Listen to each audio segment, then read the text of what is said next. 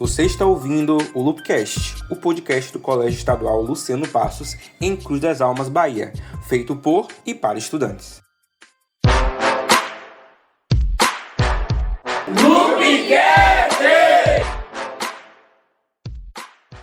Fala galera, sejam todos muito bem-vindos ao Loopcast. Eu me chamo Rodrigo de Souza, sou licenciado em Biologia pela UFRB, sou professor aqui do CELUP, oficineiro pedagógico da Oficina de Comunicação e Marketing.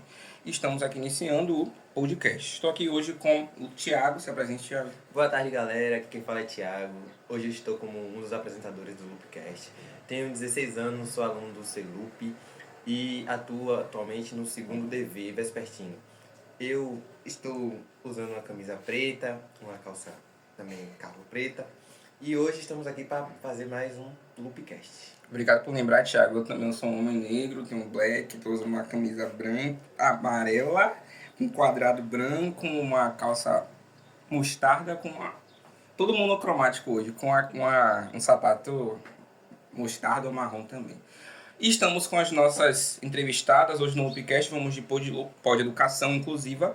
A temática de hoje vai discutir o que seria uma educação inclusiva, como tornar o ambiente escolar cada vez mais aberto à diversidade e qual o papel de cada um dentro da comunidade escolar para tornar a experiência de todos mais inclusiva e diversificada. Está no ar o Loopcast. Estamos aqui com a equipe maravilhosa do CEUP, que é responsabilizada em lidar com as questões a respeito da educação inclusiva aqui no CEUP. Sejam bem-vindas e eu gostaria que cada um se apresentasse também fazendo sua autodescrição, começando pela minha direita aqui, esquerda. Boa tarde, meu nome é Erika Carvalho, eu sou graduanda em Psicologia, cursando o 7º semestre na Uniman. No momento estou estagiando aqui no Luciano através do Partiu Estágio e estou com a blusa branca social, uma calça preta jeans, um relógio, meu cabelo é liso, um pouquinho comprido e uma sandália preta. Boa tarde, pessoal. Eu me chamo Rita Dias, sou professora de Biologia, formada também pela UFRB. Sou graduada em Biologia, pós-graduada e especialista em Educação Inclusiva, com ênfase em Gestão. E aí, estou trajando uma camisa verde, sou negra, de pele mais clara, mas sou negra. E é isso aí, vamos lá. Boa tarde, pessoal. Eu sou Cristina Maria, eu sou psicopedagoga, estou aqui no Luciano como oficineira na área de oficina socioemocional e sou formada em pedagogia pela Uniman e tenho uma pós-graduação em psicopedagogia. Estou com a roupa, uma blusa branca, uma jaqueta jeans, uma calça preta, uma sapatilha preta, o cabelo liso porque está escovado. Boa tarde, me chamo Luane Carvalho, sou uma mulher negra. Estou trajando uma blusa preta, calça branca. Estou aqui no CELUP enquanto estagiária de psicologia, sou estudante da Uniman, estou cursando o 8º semestre. Vamos então começar as nossas perguntas. Para a primeira pergunta, por favor, Thiago. O que seria, na prática, uma educação inclusiva? Essa pergunta a gente vai direcionar então para a nossa querida Rita Dias, mas está aberto também para os outros. Bom, a prática da educação inclusiva, antes de mais nada, eu queria fazer uma dinâmica, antes do começo. Essa dinâmica é para todos que estão assistindo o nosso podcast. E depois pode postar o resultado aí nos comentários. A dinâmica seria, se a pessoa é destro, ela vai escrever com a mão esquerda. E se for canhoto, com a mão direita. Ela tem que colocar uma venda, colocar num caderno, na linha correta, quer dizer, para ir reto, mas não vai mesmo. E colocar a frase, a empatia trabalha o melhor da pessoa. E depois postar pra gente aí, para ver como foi que ficou. Diante disso, eu venho mostrar o que é educação inclusiva, se ela não tiver um direcionamento. É justamente como essa dinâmica, Depois a gente vai ver o resultado e vai ver como foi que ficou essa escrita. A educação inclusiva ela tem que ser abarcada tanto com a direção da escola, funcionário, professores, colega de sala e que isso vai abrir e vai acontecer a inclusão de verdade. Inclusive, né, quando a gente traz a questão da inclusão, é necessário a gente trazer pontos importantes de o que é, né, essa inclusão. O que é também a diferença entre a inclusão e a integração. Porque o que é integração? Eu acho que na maioria dos espaços, né, que estamos, acontece a integração e a inclusão ainda está engateando nesse processo. Então, o que é integração? As pessoas estão no espaço, mas não são atendidas nas necessidades especiais. E, Luane, o que seriam essas necessidades especiais? Contamos aqui no CELUP com a equipe, né, que está aqui para auxiliar nesse processo socioemocional, mas temos aqui na equipe psicopedagoga, professora de especialista nessa inclusão, estagiários de psicologia, mas não temos o profissional de psicologia, que seria também importante nesse processo de inclusão. E o que seria a inclusão, né? As pessoas são incluídas, são pertencentes e existem dentro dos espaços e são atendidas dentro das suas necessidades especiais. Então, seria contendo, né, todo o aparato para atender a necessidade que esse indivíduo realmente precisa. Porque estamos aqui, nós acolhemos, mas ainda precisamos de muitas coisas, de muito apoio, de uma sala específica para tratar. Então, é bom que a gente deixe, né, bem dividido o que é a inclusão e o que é a integração dentro desses espaços. Se eu sou um professor e eu tenho um aluno surdo, o que é que eu tenho que fazer? Eu tenho que dar aula, a maioria das vezes, voltada para esse aluno, porque ele, até na leitura labial, ele consegue acompanhar. Mas se eu sou um professor, que eu estou dando uma aula virado para outro ambiente, eu estou voltado para outra pessoa e excluindo esse estudante surdo, ali não está acontecendo a inclusão. Isso. Mesmo com o intérprete, ele precisa dessa ligação do professor e ele. Esse cuidado, Esse cuidado, essa inclusão, porque a integração para a gente não interessa. Interessa Precisamos incluir.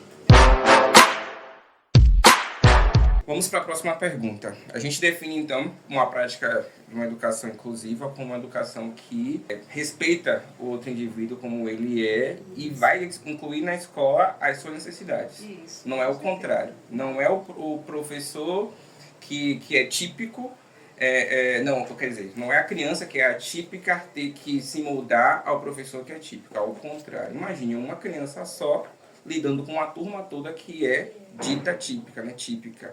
E enquanto a turma toda está ali, tendo todo o aparato, todos os sentidos dele sendo desenvolvidos, ele está ali como um único indivíduo precisando dessa atenção especial.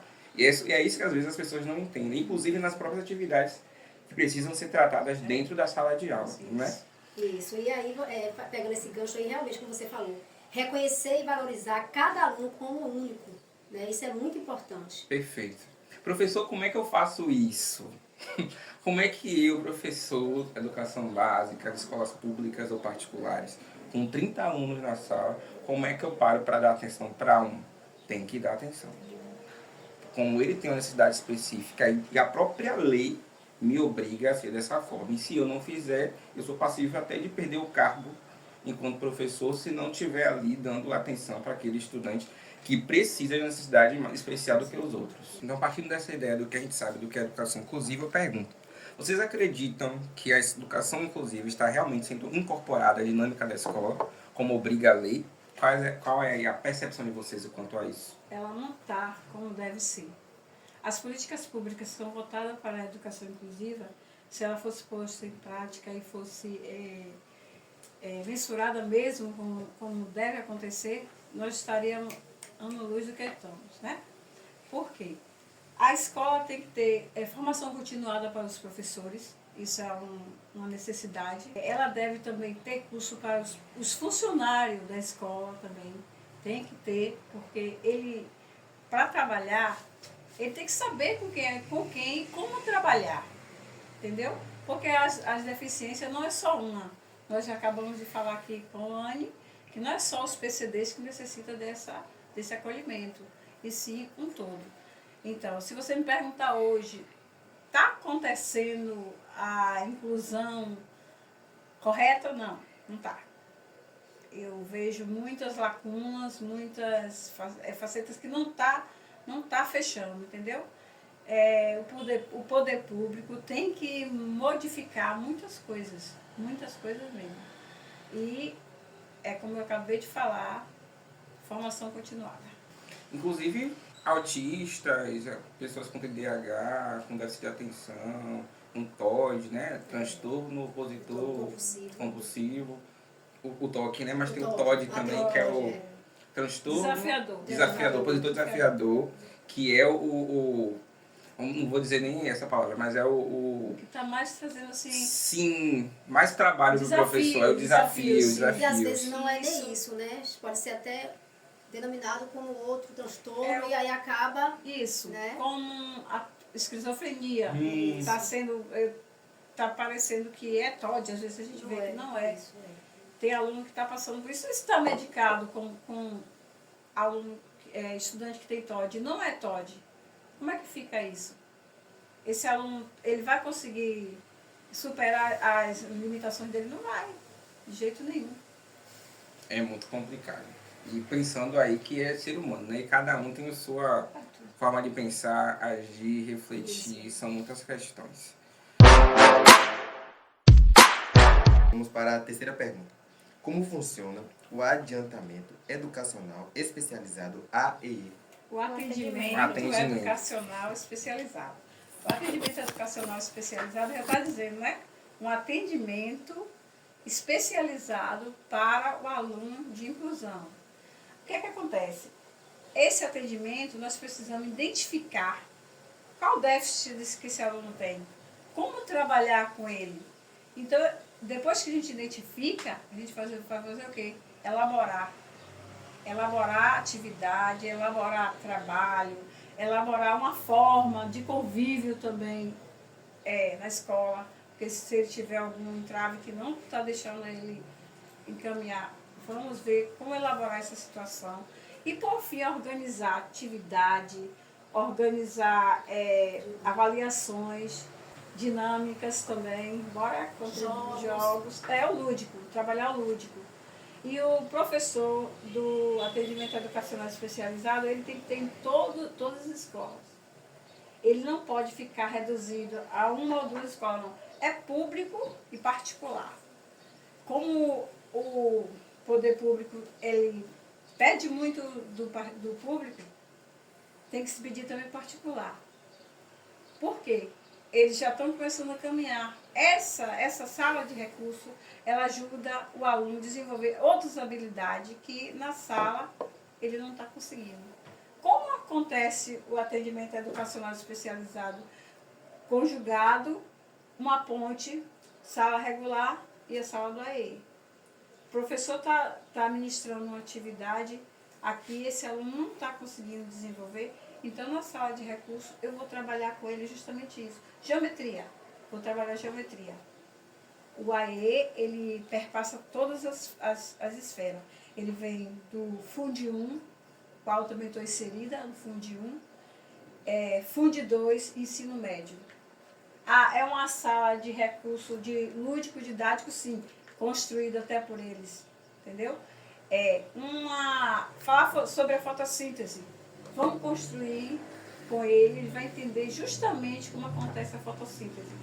Ele vai ser avaliado daquela forma que ele construiu ali, sim, ele vai saber como aconteceu o processo da fotossíntese, e mesmo que ele talvez não consiga passar no papel, mas se você falar na oralidade, ele vai te dar tudinho. Rita, toda escola precisa ter aí, mesmo que não tenha um estudante... Todas as escolas, porque eu gostaria que tu me contasse assim, uma escola que não tem um aluno com deficiência. Verdade. A deficiência, agora os laudados, ainda tem isso, né? É os laudados, porque sem laudo tem muito. Porque às vezes os pais não procuram, é frescura. Não, é birra, isso, não. Às vezes também tem laudo errôneo, viu? Que hoje mesmo eu tive com uma psicopedagoga e neuropsicopedagoga, uma pessoa top também, sabe? Ela trabalha no estado e trabalha no federal. Ela me disse que já excluiu 3 laudos errôneo, errado, não tem nada a ver com aquela deficiência que foi fazer depois e não deu. E a senhora falando também sobre deficiências que às vezes os pais não descobrem, tem também o autismo que hoje em dia vem muito frequente em crianças e muitos pais não ligam, acham que é isso mesmo que você falou que é birra da criança. Eu já conheci gente que veio descobrir com 15, 16 anos, para ter noção, no tanto que os pais se deixam se levar por isso. Já me conheci com 30, 32. 32 anos. que nunca soube que tinha autismo. Eu Aí descobri descobri. agora, com 42. Imagina. Meu irmão, ele tem autismo. Minha mãe achava que ele tinha esquizofrenia. Eu falei, não, ele é autista. Ele é autista. E meu primo, ele fez psicologia, nunca detectou nada, não percebeu nada. Eu conversando com minha mãe botou ele para falar comigo, eu falei, ele é autista. 42 anos. Nisso a gente vê que as pessoas com deficiência caminham, ela anda, ela chega onde ela quer chegar, tendo suporte ou não, porque essas pessoas não tiveram suporte. Não teve. Conseguiram Já avançar. teve, né? Já tá Na verdade, Imagine com existe. suporte. Na verdade, os entraves colocados sempre são pelas pessoas sem deficiência nenhuma. A gente que coloca Nós que pedras no limitamos. caminho. Nós que limitamos. E assim, o bom hoje, que assim, é como você falou, tem pais que não aceitam, mas a maioria da sociedade hoje já está, graças a Deus, está aceitando, né? Tem uns que às vezes tem essa rejeição, mas tem outros que estão abraçando, aceita. E eu fiz até uma pesquisa há pouco tempo para pesquisar justamente sobre isso, sobre o autismo. E eu descobri coisas que eu não sabia, que é que existem muitos graus. Eu achava que era normal, mas cada um tem coisa. Tem autista que gosta de toque físico, tem outros que já não gostam. Isso. E aí, cada um vem com o seu jeitinho. É isso. Esse grau que você fala é nível de suporte, que é 1, 2, 3. Isso. De janeiro em diante ele já não vai Vai existir. existir mais, Nós vamos ter o autista e ponto. Geral. Isso é bom? Não sei.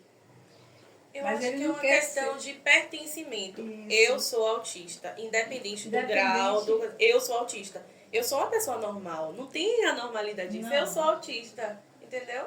É. E quando em pesquisas eu buscando, estava vendo que há um crescente número dentro das comunidades, dessas casas que tem o acolhimento de pessoas autistas, e na luta deles de se reconhecer enquanto autista. Então, agora você vê que muitos andam com o cordãozinho, com o colarzinho, e reconhecer, eu sou uma pessoa autista. Então, eu acho importante também essa separação, né, dos níveis. Inclusive a indústria, rapidinho, Nita, a indústria televisiva está muito focada nessa questão. Tem Isso. inúmeras séries. O Bom Doutor, tem aquela série Advogada Extraordinária.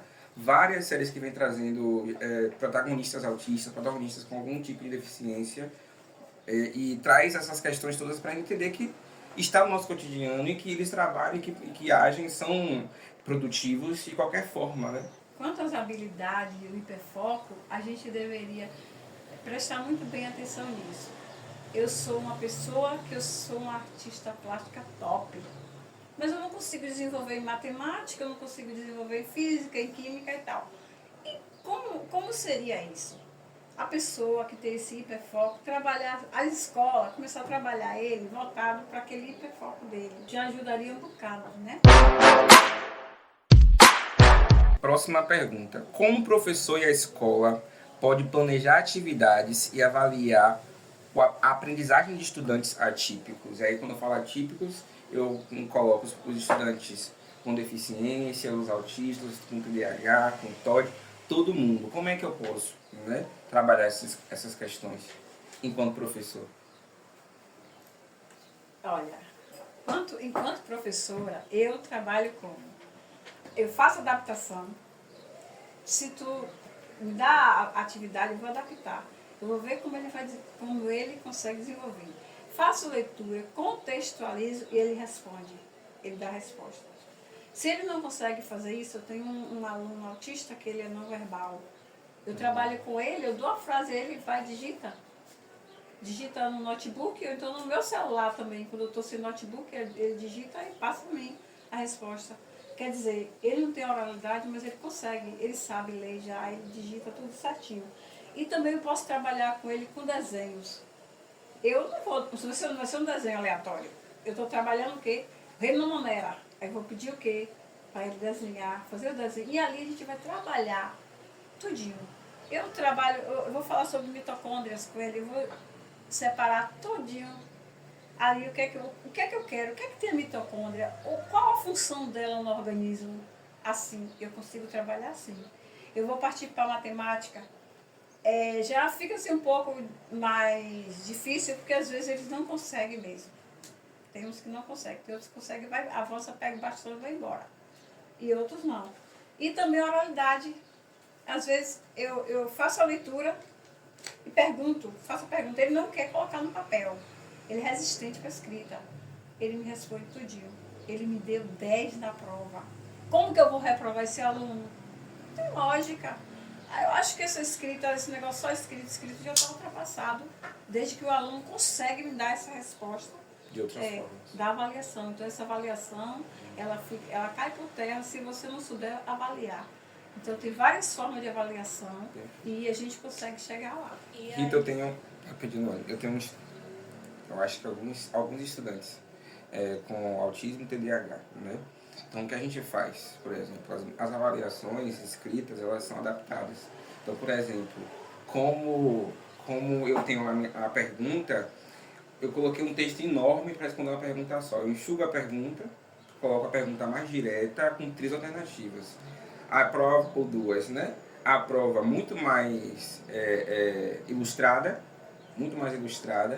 e com questões mais ou de marcar ou aberta. Aí eu faço essa questão.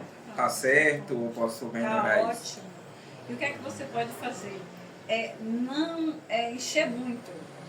Dá espaço, da pergunta para a resposta também. Você pode usar imagens, use imagens na sua prova, que ajuda um monte, eles ajudam porque direciona.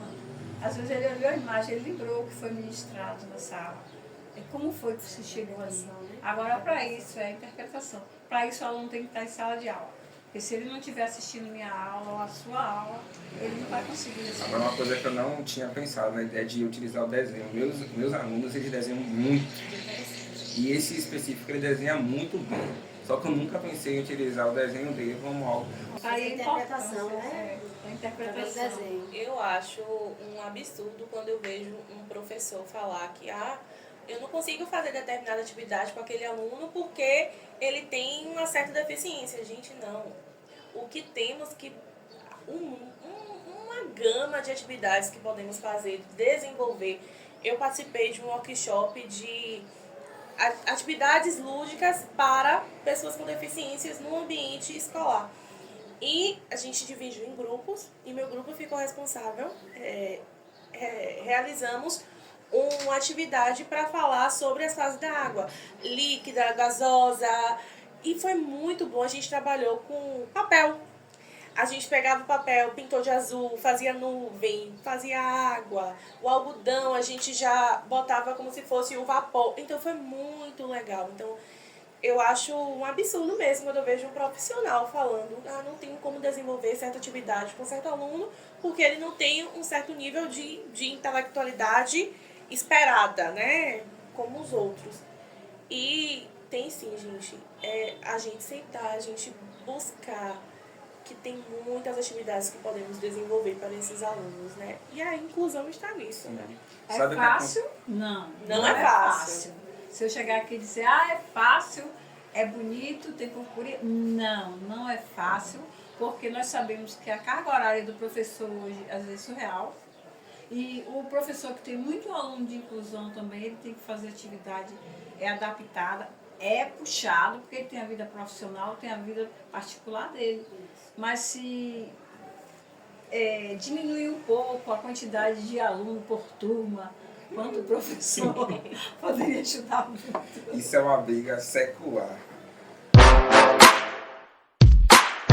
Nós da equipe do Loopcast agradecemos muito a todos os entrevistados, a professora Rita, a professora Cristina, a Luane, a Érica, estagiárias de psicologia, estudam psicologia na Uniman. Por hoje é só, pessoal. Nos sigam no Instagram, Loopcast Oficial. E fiquem ligados, porque toda quinta-feira temos mais Loopcast. E este episódio, quinta-feira que vem, vai estar lá disponível para todo mundo também seguir, ouvir, comentar e aprender um pouco sobre o que é educação inclusiva. É isso. Tchau, tchau. Você acabou de ouvir o Loopcast, o podcast do Colégio Estadual Luciano Passos, em Cruz das Almas, Bahia, feito por e para estudantes. Loopcast!